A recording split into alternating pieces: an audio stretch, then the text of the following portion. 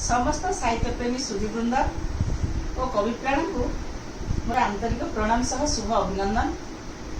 सांप्रतिक समाज में विभिन्न समस्या को सामना कर न पारी निज भितर लुचि रही अंतर्निहित गुण को चिन्ह न पारी जो मैंने आत्महत्या भली घोर अपराध कर निजर अति दुर्लभ जीवन को शेष कर दियंती सेमानक पई मोर प्रेरणादायक कविता आत्महत्या।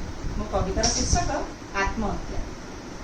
ए जीवन तुम फूल सेज नुह, ए जीवन तुम फूल सेज नुह, पादे पादे कंठ भीत मन बल दृढ़ कर चलिले होई बसे कुसुमित, होई बसे कुसुमित। दुख कष्ट घृणा असह्य जंत्रणा, दुख कष्ट घृणा असह्य जंत्रणा पुणी केते प्रतिवाद प्रति क्षणे क्षत विक्षत करिब देई निंदा अपवाद, देई निंदा अपवाद। ए सबुर बिना स्वादहीन लागे, ए सबुर बिना स्वादहीन लागे सुख शांति और प्रगति दृढ़ आत्मबल जागृत कराई बढ़ाई शेष गति, बढ़ाई शेष गति।